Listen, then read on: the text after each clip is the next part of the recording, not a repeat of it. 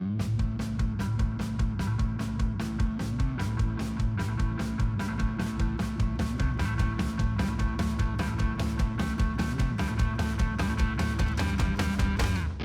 everybody. Welcome to this week's episode of the It's Just Dinner podcast. I'm your host, Tom Robinson, and sitting directly across from me, Bob Walz. Tom, it's great to be here. Good to see you. Thanks again for having me here. You're welcome. Well, the house was full here. We got a whole full bunch house. of people here. I have 4 of the best students that I've ever had in my entire life. That's good. Best here with looking us today. students, I'll tell you that. And so maybe I should have them introduce themselves. Okay. We'll start right here to my right.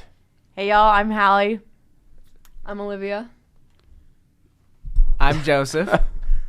I'm Avery. The two guys are arguing over who's going to speak first. Well, They're sharing a mic, so. that's okay. Well, 3 of these people are from BYU. That's exciting. And one is here representing the entire University of Utah Valley University. Which now has 40,000 students, she Yes. was just telling me. So That's she's bigger than BYU. They beat us in basketball, too. They didn't did. That had to be a good day for y'all, didn't it? I was on my mission then, so I was not even But aware you that that probably happened. still heard about it. I They're still didn't. talking about it out there, aren't they? Her dad actually told me. Oh, so. well, good.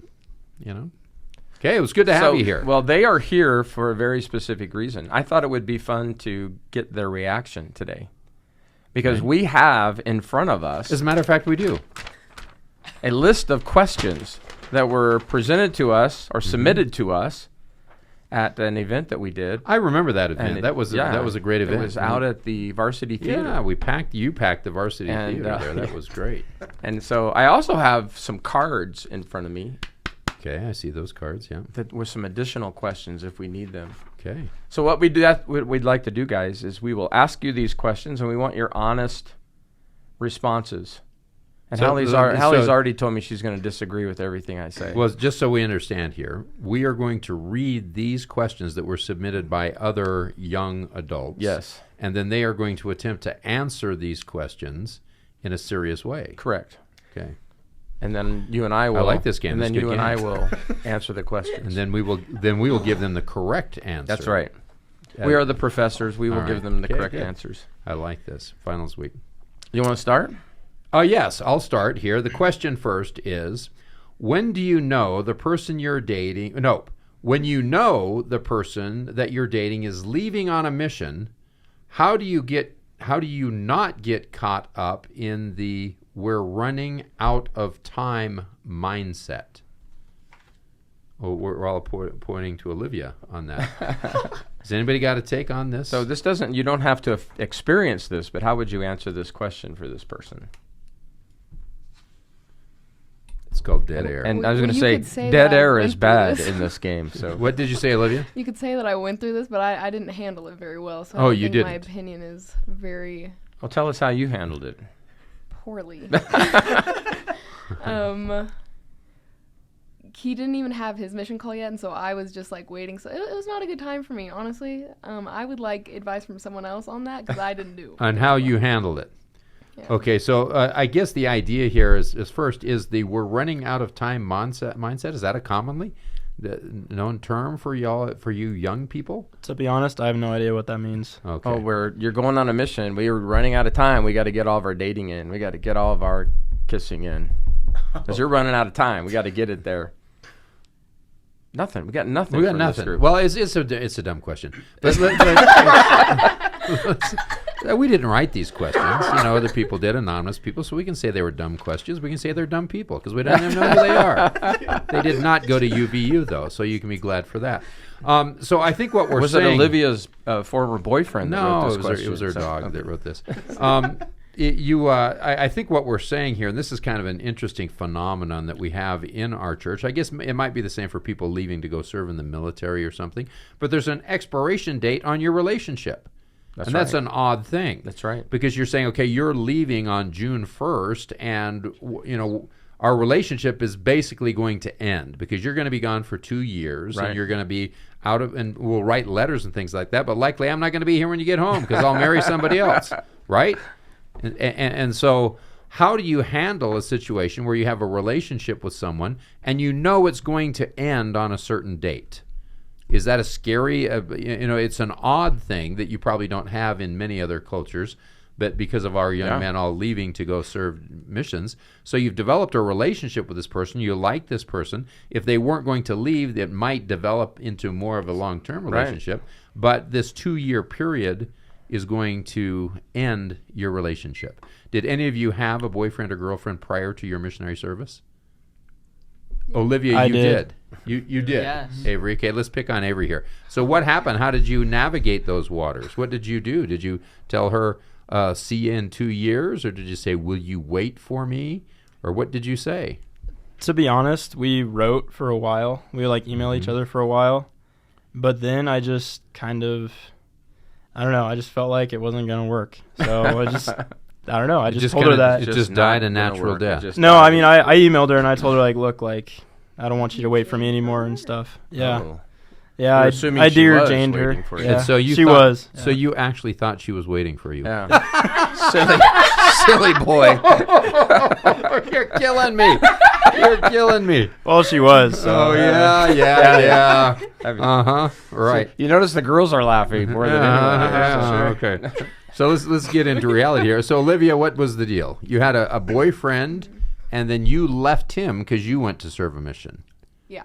And so what? How did you explain that to him?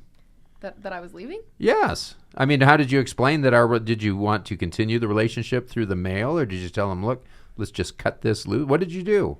So fun fact. So he actually tried to be let's just see what happens when we get back, and I was like, no. Oh. Stupid. Up until about 2 weeks ago, I've reemplaced that. Let's see what happens when you get back. Oh, so he's still here. You've been back for how long?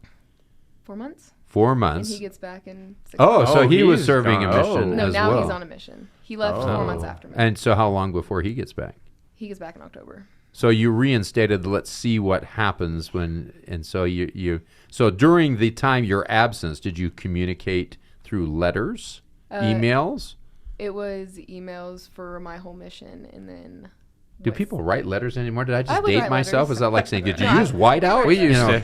Yeah, we used to use whiteout. We'd make a mistake and you'd white it out. Did you have an 8-track tape player? And so you communicated through emails through the mission, and you decided, well, maybe something might happen here. Yeah, so the whole time I was on my mission, I was like, yeah, then you get back. That's a little harder. Oh. You face reality. You face reality. Because there's other cute boys around. Yeah. Oh, okay. See, that's what I'm saying here. And then missionaries are kind of boring to talk to. Well, unless you are one, and then it's all about. So what did you do at Zone Conference? It's super exciting. It's who are you teaching? And now I just can't care about the Martinez family. I just can't care. Well, you move on. You move on with your life, and you've got other interests. Okay, well, all right, Tom, let's move on. You ready for the next one? I'm ready. All right, here we go. How do you know if you're compatible with someone or not? Ooh. You propose on the first date, and if they say yes, no, I'm just kidding. That will do it. Okay. That will do it. That'll do it right there. Joseph, how do you know if you're compatible? I think one thing is if you feel like you could just spend a lot of time with them and you're not getting tired of being around them. Okay, that's good. Sometimes if you're with somebody that has, maybe you're kind of a more chill person and they're a super high energy person and you can't stand to be around them for more than 3 hours, then you're maybe not super compatible. That's true. Yeah. Halle, what do you think? I would agree with that, but I think along with that, because I have a lot of guy friends that I can talk to for hours on end, but I'm not physically attracted to them, which makes us not compatible as a couple. Right. So I think if you're interested in someone, you have to be able to have a conversation, but also be physically attracted to them. Yeah. We'll get to that question later. Not physical attraction question, sorry. Oh, that was a tease. Okay, so this is a question that is very LDS-centric. Church of Jesus Christ of Latter-day Saints-centric. Yeah. How do I meet and ask people on dates outside of my ward? Is that a problem? You never date a wardie. Funny coming from a university. That's like peeing in your own pool. Oh, wow. What? Yeah. Don't date people in your ward. So here's we can cut that out later. Olivia, let me translate that into into American English. What you're saying here is that when you date people in your own ward, it doesn't work out well. Is that what you're inferring by that comment? I don't. It's. You can always like date someone and it can work out. My brother married a girl from his ward, but for me, that's just a little risky because then then you have to move. After. Yeah, you like yeah like. Okay, so Halle, what's your take on this? I think you can date someone inside your ward, but I think there are better places to meet people. So where do you meet people outside of your ward? Because the ward's easy because you go to church together, you go to family home evening together, you have all your ward activities together. So that's easy. So what do you would tell the people that are listening? How do you find people that aren't in your ward? I'd say the most ideal way is to make connections and go through mutual friends, because then you naturally have a connection. You can hang out with someone as a friend first, see what they're like, and then if you like them, continue to pursue it. Oh, so you kind of, and then the mutual friend can kind of tell you what they're like a little bit, so that you can kind of get beyond just what you see. Exactly. Ah, I understand. I get that. Now, see, as a professor, I would think that the classroom would be another place where you could meet people outside of your ward. Yeah. Well, yes. Do you ever see? I rarely see dating within my class. What's after your class that? Oh, maybe that's it. They rarely are dating. You stifled. But perhaps I never thought maybe they're on a date at my class. They say, "Do you want to go out?" Yes. Well, come to Brother Walz to class. my online storytelling class. It's just online storytelling class. It's just communications for 350. And so, do you typically date people in your own major, or do you date people in your classes, or is that odd? Does it happen? That's risky too, right? So. Well, I think it depends on how the two people are approaching dating in their mindset. If you're approaching it with like a big pressure kind of mindset, then it might be a big deal if like you go out with someone that you see regularly. But if it's just like a for fun, hanging out, friends thing, then it's no big deal if they're in your ward or in your class or on your team. So everyone is agreeing with you on this. And so I get what you're saying here is that if it doesn't go well, you don't have to see them every day like coming to your class or coming to church. And so if it's a little bit risky because of you're going to have continued involvement with them, where if you go out on them and you just didn't go well, they disappear and you never see them again. I think it also depends on like what your definition of going well is. I mean, seriously, like what is your definition of like success in dating or like going on dates? Like you say, like Joseph said, if your mindset is just like, I just want to go make a friend, then like if you don't make a friend with that person, then you're just not, I don't know, you just stop talking to them or whatever, you know? Mm-hmm. But if you're going into it with like, okay, I want to get married, I want to have an eternal companion, blah, blah, blah, blah, blah. Then, like, if it doesn't work out, then, you're a failure, in your own mind, And so, like, it's just about the mindset, I think. It's about what intentions you have with it. Okay. I'm just going to spring off on that just a little bit here, and you can tell me if it's still the same today as it was back when Brigham Young and I were roommates. You're always having a balance between two things. One, you liking them and them not liking you, or them liking you and you not liking them. And so you go out with somebody and they really like you and you don't like them so much. And so then you got to figure out how to handle that situation, right? Or you really like them and then they're just like pushing you off and then you feel rejected. And so I would think that if you had to come to class every day, 2 days a week with someone that for an entire semester, it would make it very awkward. Is that still not the same? I think it would. Well, if she's sitting right next to you or she's in your same group. Right.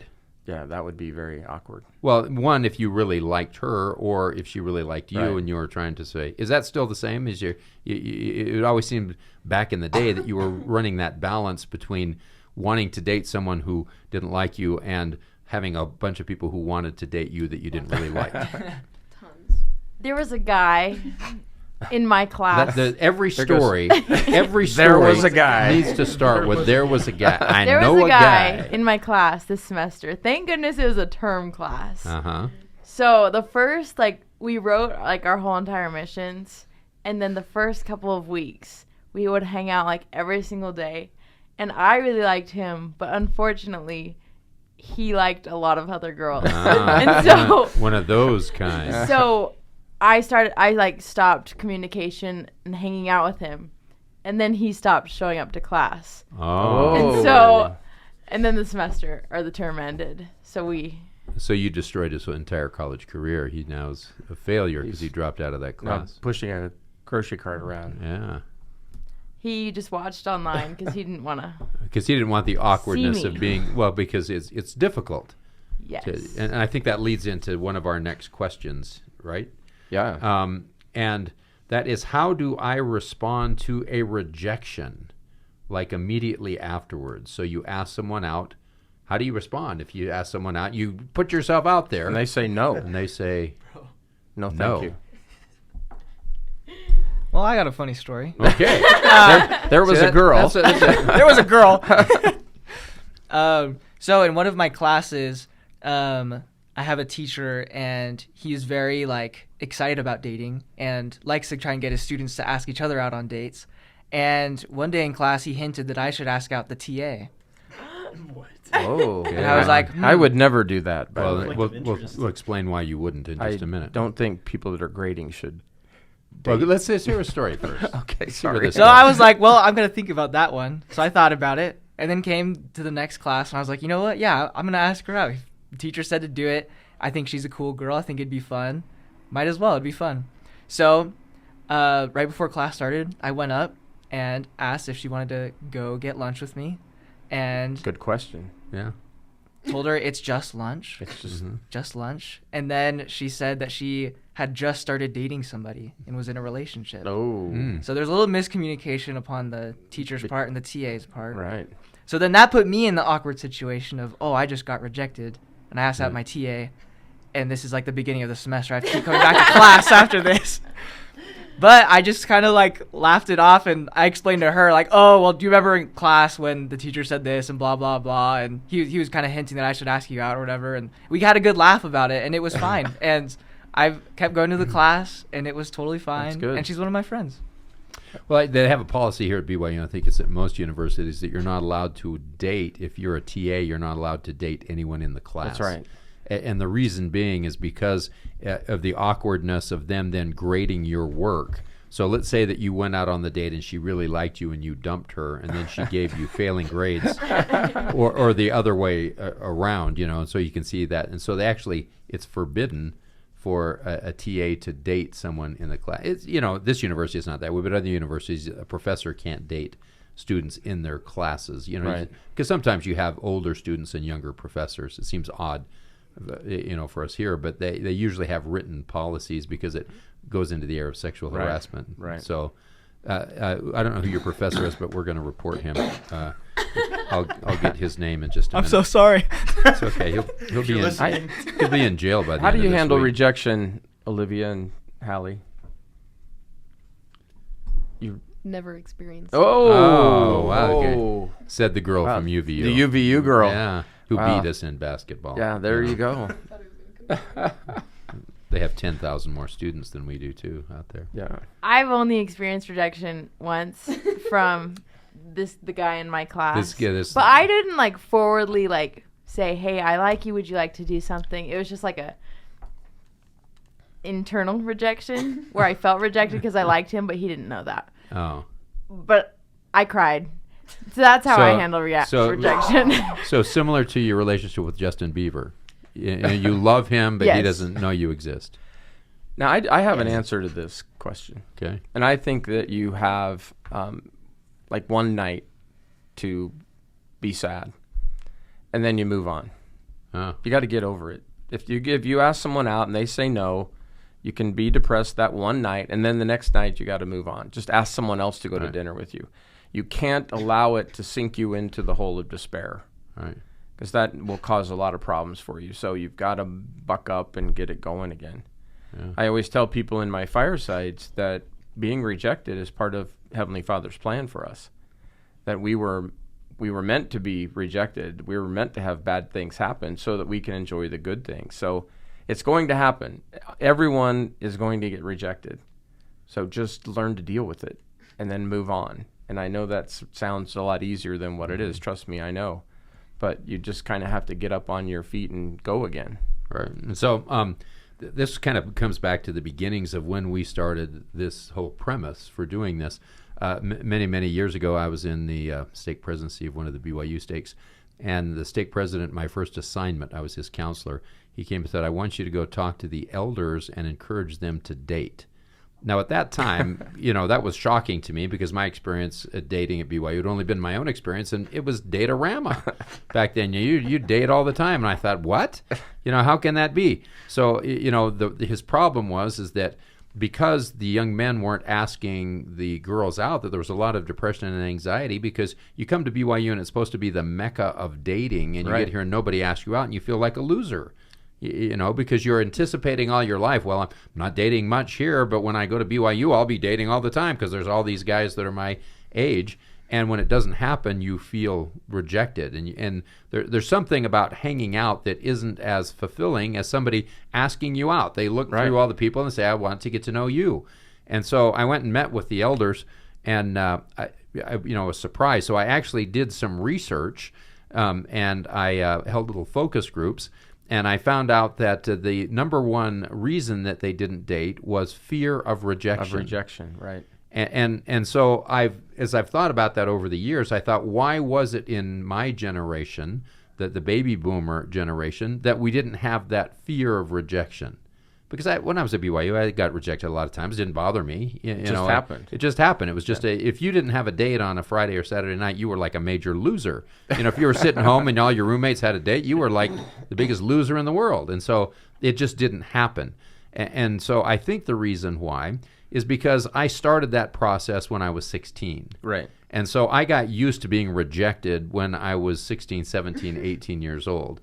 And you get rejected a lot. You ask people out, and they say, no, I can't come, or no, I don't want to, or no, I don't like you, or whatever it is. Leave me alone, stay away from me, I'm calling the police, or whatever they say. But I think that because of our culture, we have put that back until after the mission. So a lot of people don't date before their mission, so they don't get accustomed to rejection.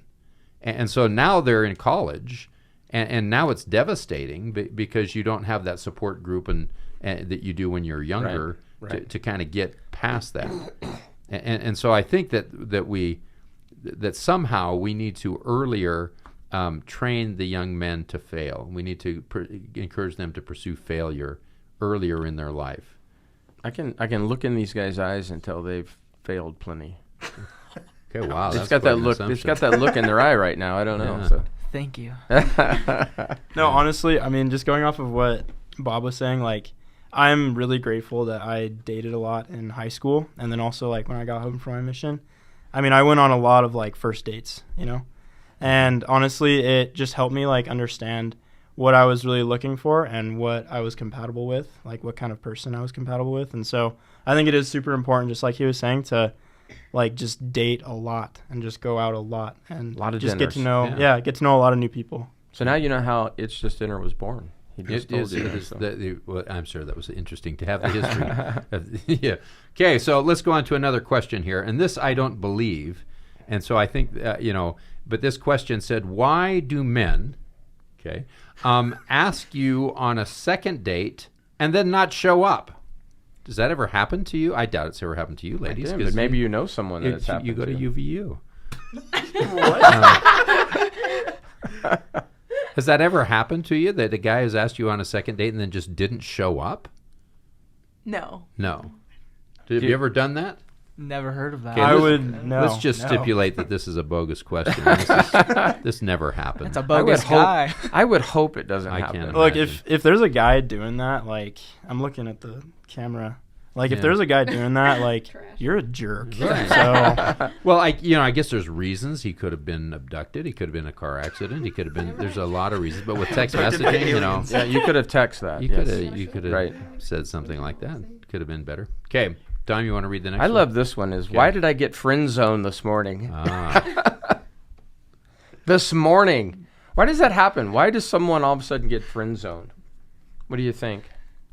This doesn't have to be personal experience. You can just speculate here. I think I don't want to hear a story that starts, well, there was this guy. Was this guy. But those are the best stories. I think friend zoning is necessary when the guy doesn't get the hint. Because before I friend zone, I give them all the right hints that I'm not interested, but they keep asking me on dates, and then I have to formulate the friend zone text. But don't you like a guy who likes you enough that he's going to pursue you? That you say no, but he is so convinced that you are delightful that he's not going to just give up. Sometimes when they like put too much pressure, I lose interest because I'm like, wait, you have nothing else in your life right now that's interesting you. Like it's only me. That's kind of unattractive. That's a good. Wow, that's that's a good interesting. Thought. That's good insight. You have to play the game. There's a chase involved. It's a little dance, isn't it? Yeah. Yes. And so you indicated that the way that you friend zone them is invite them to breakfast. So if they go to breakfast, for you, and it's telling you they are just friends. You are in the friend zone because breakfast is not a serious date. It's not just breakfast. That would be a whole other podcast that we'd have to do. It's just breakfast. So guys, if a girl says, "Hey, well, why don't we go to breakfast?" You know what she's saying is that I'm right. I did have to do that at the beginning of the semester. We got Einstein's bagels and. And I had the talk. Had the talk with it. Said, you know, the friend zone talk. You're great, but I don't want to see you before 8 a.m. ever again, or after 8 a.m. ever again. But we've had other discussions about this, and I found it quite interesting that what some people would say is that you can't allow a girl to friend zone you. Does that scare you to say that? And so what that would mean is that you would say. If she'd say, well, let's go to breakfast, and you'd say, okay, well, I think you're misunderstanding here. I want to be a serious dating partner with you. And if you're not interested in that, then... And just tell me. Then just tell me I don't think we can be friends because I don't want to just be your friend. I want to be more. Would you like that better if they were honest and upfront with that? And then you could say, well, I'm not interested in being more. And then you could just move on. Part ways. Because you're really not going to be friends with them for the rest of your life. I mean, if they're in love with you and they're not going to want to be your friend. They're just trying to stay close to you to try and wear you down.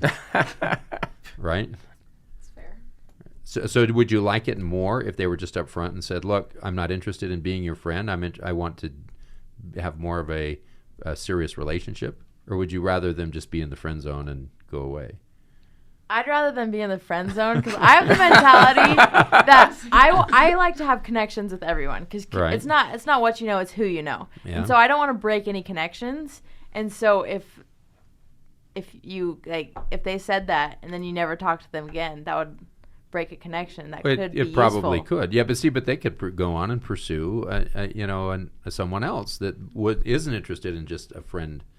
Is interested in possibly a more serious Well, we've talked about this. If they invite you to go shopping and they invite you out to lunch and they invite you to this and they invite you to that. To come over and bury their dog. To come over and hang out. And eventually they talk to you about another guy. Right. They're sending a message to you. You're just their friend. Right. If they ask you advice on another guy that they're dating, get out of there fast. Get out. Get out. Right? Are we right about that? Yeah. Yeah. See, isn't that a good way to friend zone a guy and say, what do you think about him? I think he's really cute. That tells you something right there, doesn't it? And if he gives you advice, then he's in the friend zone. Yeah. Yes. So from a guy's perspective, like from a dude's perspective, I don't know. Like when I was dating, because I'm married now, but like when I was dating, like the friend zone wasn't actually like being a friend. It was like the girl would just cut off all communication whatsoever. And so, like, for us, at least for me, like, I always had, like, a negative connotation on that. And so I guess, like, I don't know. The friend zone is just not a good place to be. Yeah, let's just be friends. And then it's, poof, cut that one off. Mm-hmm. Yeah. Okay. This is an odd question, all right? How do you get in good with their mom? That's a good one. Really? That's a good one. Well, it's a little scary, I think. It is. Well, you got to get the mom to like you if you want. Well, I know, but we're talking about just dating here. I mean, that's like where I think you need several dates before you actually have the visit with the mom. That's true. Unless they bring their mom on the first date. Well, that's not a bad idea. That's not a bad idea. That's a way to show the friend zone. And this is my mother. She'll be joining us tonight.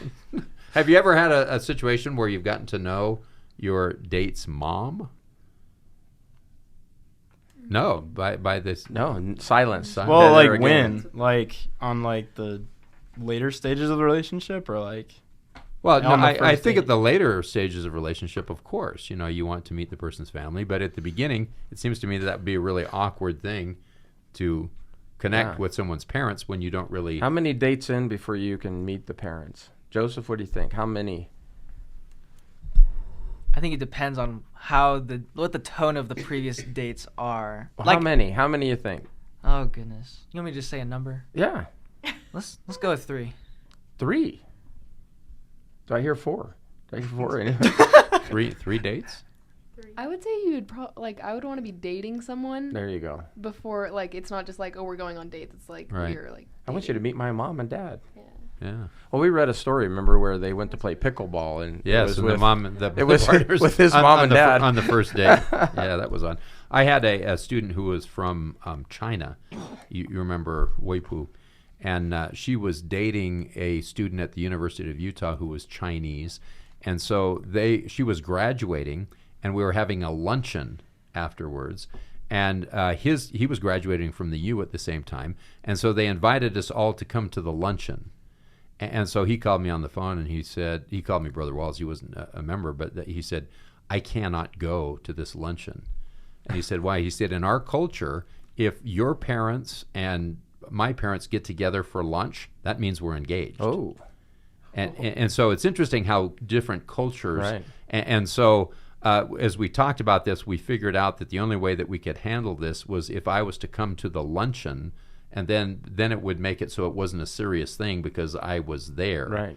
And so we worked out this whole scheme to prevent him from, because he liked her, but he wasn't ready to get married, but she kind of was. And so she was kind of pushing this situation where it was more like that they were engaged. She was trying to set the parents up. Yeah, I was trying to set the parents up. And so, I think that we're not quite that way in our culture. We're not that. But the point of meeting someone's parents is a much more serious situation than just you would do on a casual first or second date. All right, so ladies, I need you to give the boys a really good response to this one, okay? How do you know when a girl wants to go out again? So how would a guy read the signals to know when they want to go on a second date? they continue to talk to you. Because if I don't want to go out again, I'm going to, like, kind of avoid you in person. Oh. And, like, not really respond to you. So ghost you. Not, like, ghosting. Like, I'll, like, respond, but it's, like, you have to see, like, the timing of the responses and just, like, the tone in general. Okay. So an immediate response means, yeah, I want to go out again. Where if it's, like, 2 days later, then maybe not so much. That's good advice. I will make excuses if someone asks me out again. I'm busy. And I don't want to go. All right.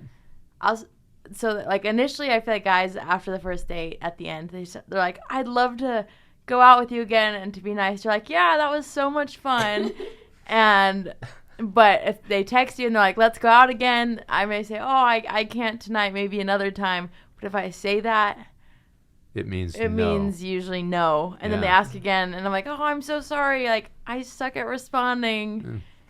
That means no. But I told you earlier, I was reading an article about the idea of I'm busy. Right. And there's usually that means one of two things. Either I'm really busy or I'm not interested in you. And so you have to kind of figure out which one of those is going on. And neither of those is really good. No.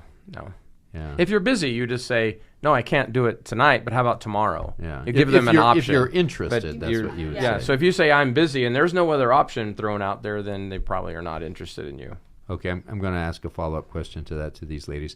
Do you think that the boys, in your experience, are not very good at getting the clues when you say something like that? Are they like, or do they get it? When you say, well, yeah, I'm not very good at responding, do they get it and just end it, or do they not? Do they not catch it that you're not interested? I say it's 50-50. Oh, okay. Well, that's not bad. The more normal guys catch it, but then there's like the guys who ask you out that you're not really interested in, and they always don't. Okay, so of the boys at BYU, in your opinion, how many are normal? 30%. 30%. Okay, so now we understand that we're about talking UVU? 30% of the non-married. So that's really only 30% of 50%, because 50% of the students are married. So 30% of the 50% are not normal. What about UVU? Like 55. Whoa. So you're telling me there's more Normal guys. They not at only UVU. beat us in basketball, but they've got more. Maybe that's why their They're basketball better team's with better with our women. They've got more normal. Yeah. Joseph, what's going on? What are they doing at UVU to make the guys more normal out there? They're not as stuck up. Oh, okay. Well, Joseph, are you going to defend that hurt your? just a little bit when you said that, but it's probably true. I think I'm pretty normal. Just gonna put that out there. Oh, okay. For any ladies that are listening, I'm in the 30%. I promise. The 30% of the 50%. Let's get the number straight here. And so because of that, you're saying that 20% of the 50% are not normal. So that's a significant number of, not at UVU, I'm sorry, we're excluding you on this. At BYU, you have almost a 50% chance of having someone who's not normal pursuing you, or that you're being pursued by. Maybe not necessarily not normal. But I'm But- using but- your words. she's backtracking Can't now. hang. She's backtracking. What's the word? They can't hang. They can't. They don't understand the culture of how you. Yes. So they just don't get it. They're working on a different They don't set get of. it. Yeah. Okay. These are the- Let's these say are they the don't boys- get it rather than not normal. These are the boys we talk about all the time. Yes. ones Well, that just don't get it. and so why do you think that they don't get it? What is the cause here? Do you think that they don't get? Why is it that they can't understand the cues when they're so I simple? would like to ask those boys because I tried to understand. Well, unfortunately, We have two sitting here. Yeah, Let's- well, these two sitting They're here are normal. not. They're Oh, not no, part no, of the. They can hang. They're not part of the 30% of the. But the do you 50%. but do you know, you guys know these guys? Can you tell us about these guys? I mean, you've met these guys. So I like to hang out with my sister and her roommates, and I love hearing about their dating stories. And a lot of times they have like date stories of like, the guys that can't hang or whatever. And I've been trying to figure out myself what makes these guys tick. And a lot of people are probably going to hate to hear this, but I'm not saying this is the causation, but I have noticed a correlation that a lot of times, Throwing out big words. Impressive. ready? Ready? They have Android phones instead of iPhones. Green text bubble is a big no-no. Oh, stay away from the green text bubble. That's a turn off right there, isn't it? Well, I mean, He's put a lot of thought into that. I'd like to see a scientific study on that at some point. Well, so people with the iPhone, are they stuck up, Olivia? Is that the BYU? Too many BYU boys have the iPhone 13 and they're all stuck up. Is that? No, there's no correlation. No, there's no correlation. Okay. Good. Okay. So I don't think that we've determined the cause of that, but it seems to be problematic. Do we find that on the other side? Are 30% of the 50% of the single females at BYU unable to hang? I think that's the terminology we're using here. Joseph, you have an answer for that? Yeah. Yeah. So I think 30%? I don't. Joseph, there are ladies listening here. I know. I'm like, no. Let's Ladies go with. listening, all of let's go with. America is listening. All of America is listening here. Oh gosh, we'll go with 5%. 5%. That's not That bad. can hang? And- No, cannot. Okay, Cannot. not hang. Okay. Cannot. Yeah. Woo! Say, And what about the? I think it's more guys. What about More the girls guy at problem. UVU that are in your ward? Do you think it's a higher percentage out there? Are they less stuck up out there? Is that what we're finding? They don't want to answer that. We're looking at the UVU girl, and she's not answering. Well, no, she wasn't the one that was directed to, because we're talking about the girl. Because you have both in your wards, BYU that's females and UVU females. Do you see a difference? Or are they all the same to you? Or do you find that they're easier to talk to at UVU than they are at BYU? I think I only have BYU girls in my ward. Oh, okay. At least that I know. of. You got yourself out of that one, because he was on the hot seat there. he was. Because Olivia was looking at you like she was going to take you out.